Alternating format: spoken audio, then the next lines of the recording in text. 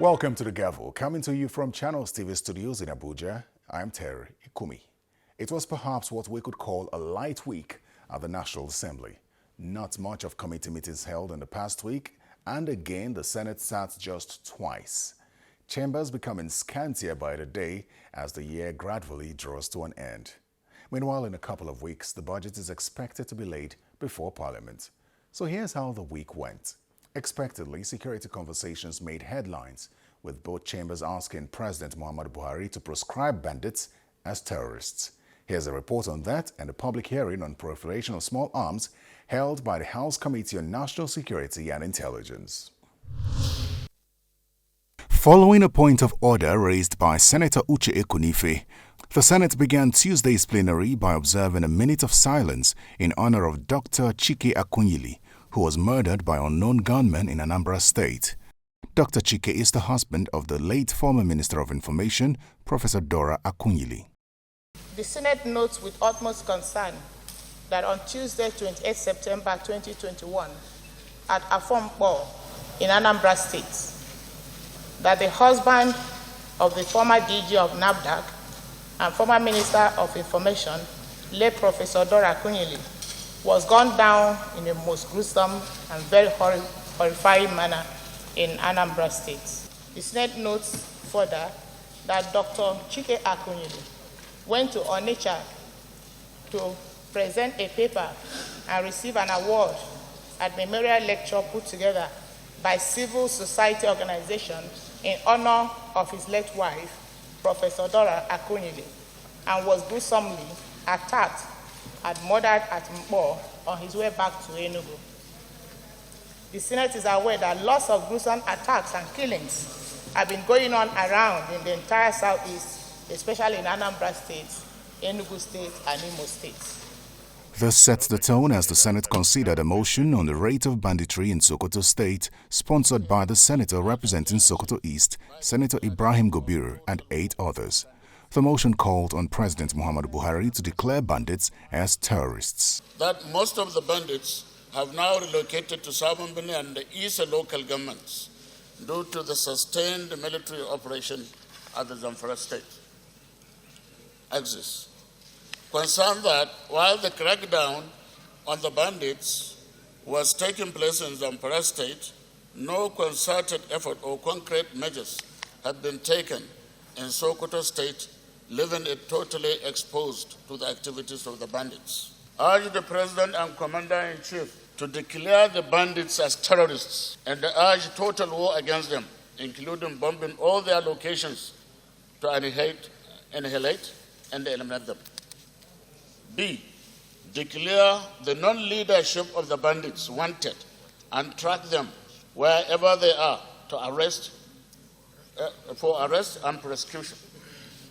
And C, direct NEMA and other relevant government agencies to, as a matter of urgency, give all the necessary support to the victims of the menace of banditry in Sokoto and other parts of the country. Following the adoption of the motion, the President of the Senate reiterated the resolve of the National Assembly to appropriate more funds to tackle the menace of insecurity in the country. We continue to pray to Almighty God as a nation, as a people, to continue to keep this country together, to unite the people of this country, and as leaders, we are also supposed to play our role, whether we are in the executive or the legislature or the judiciary or simply leaders. But for political leaders, we have to ensure that we keep this country united. We provide an equitable, very fair environment for every Nigerian to feel safe, to feel secured, and of course pursue his or her life, legal life in a way and manner that there is no encumbrance or harassment in any part of the country. Meanwhile, the matter was also raised in the Green Chamber by the chairman of the Committee on Defense. This will underline the determination of the government to combat the wave of criminality and murders conducted by bandits all over the country. The declaration of bandits as terrorists can be done through a proscription order. That will serve as added impetus for our brave security personnel to redouble their efforts at dealing with this menace. Such declaration, Mr. Speaker, when given the force of law, will renew the vigor of our military personnel and make them resolute in dealing with the menace of banditry, as the mode of operation and rule of engagement will be scaled up accordingly. Such an order will officially bring the activities of bandits and their sponsors within the purview of the Terrorism Prevention Act, and any persons associated with such groups can then be legally prosecuted and sentenced to penalties specified in the Act. Declaration of all bandits as terrorists may also encourage other countries to do same and help create a global consensus around dealing with transnational factors that feeds the domestic activities of such prescribed organizations and individuals. With this position by both chambers of the National Assembly, it would seem that lawmakers have had it up to their necks after daily debates on issues of insecurity, especially banditry in recent times. Outside the chamber, the House of Representatives Committee on National Security and Intelligence held a public hearing on 4 security-related bills, including 2 executive bills on the establishment of a National Commission against the proliferation of small arms and the repeal of the Explosives Act. Representatives of the various heads of security agencies and relevant stakeholders were seated as the event was declared open by the Speaker of the House of Representatives. I ask all of you to make full use of this opportunity to contribute your perspectives to improve these bills and protect our country in the best way we can. As I have always said, nation building is a joint task. We serve the best interests of our country when we work together in a collaborative effort to build a society that allows all our people to live their best lives.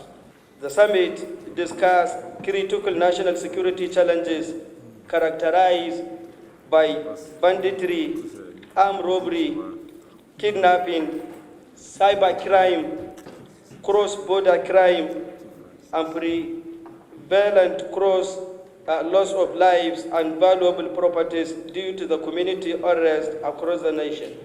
The interactive session is primarily organized to discuss the foregoing bills to acquire value addition from security architecture and practitioners, carefully choosing from national security enforcement and intelligence agencies.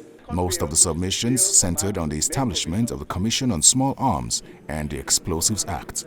That the membership actually should be expanded to include all agencies and law enforcement agencies that are arm-bearing and have very intrusive form of investigation. Nigeria has over 350 million small arms and light weapons out of an estimated 500 million small arms and light weapons in circulation in West Africa. Fertilizers are being sold to unscrupulous persons who use the chemical substance locally as explosive material to manufacture IED. The Navy, however, expressed worry over weapons handling in neighboring African countries. Average Chadian soldier has 20 to 30 arms underneath his bed. When he's broke, he brings it out and sells it for $30, $20. I am here, I am standing here, and I'm saying it. Since we are going to collaborate with ECOWAS and other countries that are donating such arms to these countries, I think we should insist that they should either enact laws to govern the handling of these arms and ammunition, or build an armory for these countries, or else we will not see peace. Though they said even Berlin Wall has been knocked down, I think we should build a wall between us and these neighboring countries, or we should have a serious surveillance, or else we will not see peace in this country. I'm telling you this. Nigeria is a signatory to the ECOWAS Treaty on Small Weapons, which is yet to be domesticated in the country. But the House Committee questions the role of the Foreign Affairs Minister. This treaty, especially the one on small arms, is already signed. We're only trying to domesticate it, which means Nigeria is already tied with all the errors. While the Minister of Foreign Affairs not involved the NSA, Minister for Internal Affairs, security agencies, and other. Because at the end of the day, foreign affairs is not going to collect light weapons or collect even any weapon at all. For almost all the invited guests, the proposed Commission on Small Weapons should be headed by the Minister of Interior and not the Minister of Foreign Affairs. Now, following that public hearing, the Nigerian Navy has distanced itself from the statement of Commodore Jemila Malafa. Moving on, here are some of the things that transpired in the Senate. The Senate considered the request by President Muhammadu Buhari to amend the Petroleum Industry Act to reflect a balanced geographical representation in the nation's oil and gas sector, as a bill seeking to amend the Petroleum Industry Act (PIA) passed second reading at the Senate. The bill was passed after Senate leader Senator Abdullahi Yahaya moved a motion on the floor of the upper legislative chamber. While leading the debate, Senator Yahaya says the amendment bill will consolidate on the gains the National Assembly has made in giving a framework to the oil and gas sector. Senate President Ahmed Lawan referred the bill to the joint committees on upstream and downstream for further legislative action. The panel is expected to report back in 4 weeks. This amendment bill will provide a sense of participation and inclusion to almost every section of the country in the decision-making of strategic institutions that manage the oil industry. The enactment of this amendment will allow the increase on number of non-executive directors from 2 to 6, that is one person from each of the nation's 6 geopolitical zones.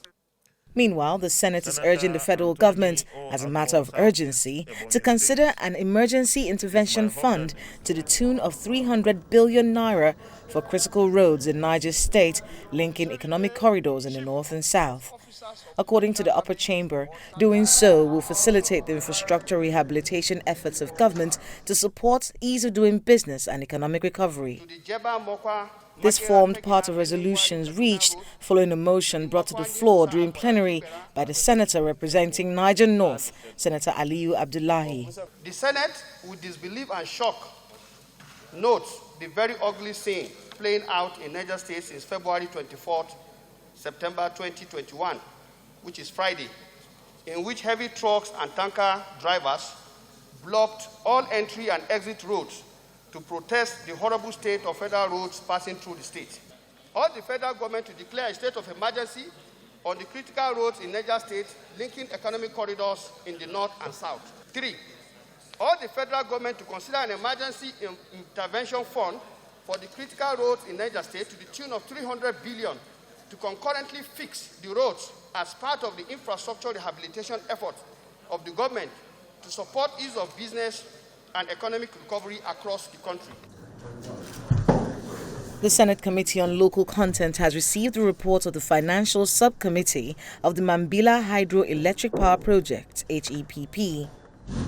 Receiving the report from the consultant in Abuja, the chairman of the committee, Senator Teslim Folarin, explains that the subcommittee was an offshoot of the Technical Working Group on HEPP Local Content inaugurated in June of 2020. He recalled that the Federal Executive Council had on August 30th, 2017, approved the contract on the project in the sum of $5.792 billion for the construction of the 3,050 megawatt project. He explained that legal issues had made it impossible for the takeoff of the project since then. The federal government was mandated to pay to the contractor Sunrise $200 million. And if they don't pay within a certain time, stipulated time, then you accrue interest. So as far as the contractors are concerned, they say their money is now $400 million. But like I said, we've had very useful discussion with them, and we have a breakthrough.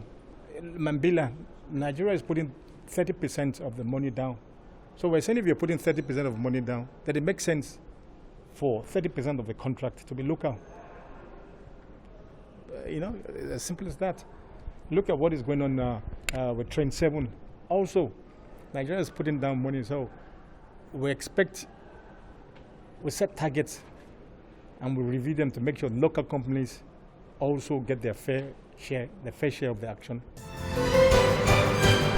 Welcome back to the Gavel. Done with the Senate, let's move to the House of Representatives. There were a number of matters of urgent public importance raised in the Green Chamber, most of which were investigative. Take a listen. On Tuesday, the attention of the House was drawn to a publication allegedly linked to the National Youth Service Corps, suggesting that Corps members should prepare to pay ransom if they are kidnapped. This is the pamphlet that they are using everywhere. And the section 65 is, the heading is advisory trips to minimize being victims of kidnappers or hostage takers. 65 it says, when traveling in a high-risk roads such as Abuja, Kaduna, Abuja, Lokoja, Okene, or Aba, Port Harcourt roads, then alert your family members, friends, and colleagues in order to have someone on hand to pay off the ransom that could be demanded. The Committee on Youth Development was then saddled with the responsibility of investigating the matter. In the meantime, the House is unhappy with the Senate on the handling of bills emanating from the House. If there is a gray area, Mr. Speaker, through which the House and the Senate have to come into those equitable and harmonious agreements, Mr. Speaker, it's the principal officers that takes care of that. And that's why we have principal officers. But stopping Senate bill. I don't think there's any problem with the Senate. Nobody has any problem with the Senate. It's just important that bills that come from this House should receive the same treatment as bills that come from the Senate. I think perhaps what is going on is a problem of, is an administrative problem between the administrative staff. So, Clark, I'm putting this on you. Also, the House of Representatives is concerned about the activities of electricity distribution companies and the state of roads in Imo State. Worried that the increase in tariff does not reflect the number of hours of power supplied, yet Nigerians are made to pay for what they have not consumed. Cognized that consumers experience poor electricity supply and still pay the higher tariff while undersupplied. The House notes that Abu Eteku Road is a major road linking Ohajebima and Owerri West local government areas of Imo State, and is also an access route for multinational oil companies and over 30 communities in the two local government areas. Worried that the road has become impassable as it has deteriorated and in the process cutting off the three neighboring local governments of Ohajebima, Oguta, and Owerri West from other parts of Imo State. Cognizant that if the road is not given the urgent attention it deserves, more lives and properties will be lost to flooding in Avu and Etekuru and other communities where the construction of the bridge was abandoned in Oguta. Meanwhile, the House has set up a special committee to organize an investigative hearing with all critical stakeholders into the rising cost of living in the country. This follows a motion of urgent public importance by Representative Isiaka Ibrahim on the need to investigate the skyrocketing prices of commodities, goods and services across the country. The House notes the prices of food items, commodities, goods and services have skyrocketed by as much as 100% in many parts of Nigeria in the last 1 year, largely attributed and caused by monetary policy, border closure, COVID-19 containment measures, and insecurity. The inflation has risen in the country progressively since the beginning of August 2021. The House also notes that the price index in the past months has increased astronomically owing to many controllable and uncontrollable factors. In the country today, it is not far-fetched because life has become increasingly difficult for many Nigerians, especially the low-income earners, the unemployed youth, our vulnerable people, those on fixed incomes, such as the pensioners, and others. The attention of the House was also drawn to another matter of urgent public importance on the need to investigate an alleged incessant abuse and disregard of the 2021 Appropriation Act by ministries, departments and agencies of government. Take for instance, a project is in an agency, an MDA. Somebody goes there to say, okay, listen, I heard that 40% has been released across board, and a project that I have in this agency is not being kick-started. And the agency goes on to say, look, we have not received any money from the ministry. And the facts are there that across board, even without tagging, that monies have been released, and yet agency is claiming that they've not released it. The budget of the National Assembly of the government is a blueprint of what the government seeks to do and its priority areas. If you divert those monies to other projects, it's clearly economic sabotage.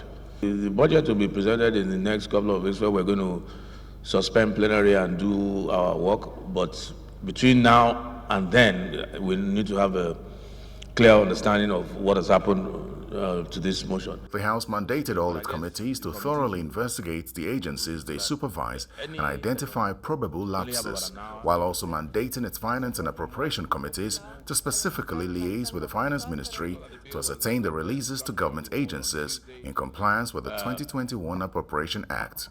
Unlike the Senate, the House considered and approved the report of its Finance Committee on the Medium-Term Expenditure Framework and Fiscal Strategy Paper 2022 to 2024, leaving all proposed parameters unchanged.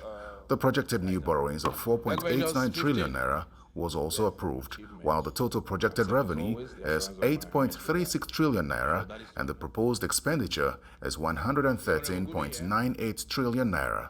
There were, however, some concerns from lawmakers before the adoption of the report. If you watch item 7, 4.89 trillion, including internal and external borrowing. It then means the committee, I'm coming, sir, I'm coming. The committee have not separated the external borrowing and internal borrowing. So, I'm coming. What I'm saying is this, that it read that the projected new borrowing of 4.989 trillion, including foreign and domestic borrowing, be approved. That's what the committee is recommending. This is medium-term expenditure framework for 2022 to 2024. And for every loan that will be obtained in 2022, the proposal, the request, will be presented to the House. But apart from that, sir, if you go to item 8, recommendation 8.3, new borrowings of 4.89 trillion, including foreign and domestic borrowing, subject that the provision of the details of the borrowing plan be brought for approval by the National Assembly. It's clearly stated here. So you are jumping the gun. How do you reconcile the borrowing of 34.97 with the future servicing of the loan? Because this Central Bank of Nigeria is not known to have maintained macro stability in the money. How do you reconcile that when the naira, as expected, will further deteriorate? In the meantime, the House of Representatives is determined to build a legislative library, archive and research center comparable to any that exists anywhere in the world. The National Assembly Library project is one of the most important and ambitious initiatives in this 9th Assembly. We have set out to build a legislative library, archive and research center comparable to any that exists anywhere else in the world. It is our vision that when this library is complete, it will dramatically improve the legislative capacity of the National Assembly by providing legislators and their aides with the resources they need to conduct thorough research and advance policies that serve to make our world better. It will function as a federal governing board existing for the sole purpose of acquiring funds through grants generously donated to the National Assembly Legislative Library Research and Resource Center by the National Assembly and interested parties, supporters, such as well-meaning individuals, the public and private sectors, as well as international donor organizations and countries. The board will also have the authority to reinvest, and retain investments of such donations on behalf and to the benefit of the Legislative Library Research and Resource Center, which is the National Assembly Library. Well, that's the Gavel this week. For feedback, send an email to thegavel@channelstv.com. I'm Terry Ikumi. Goodbye.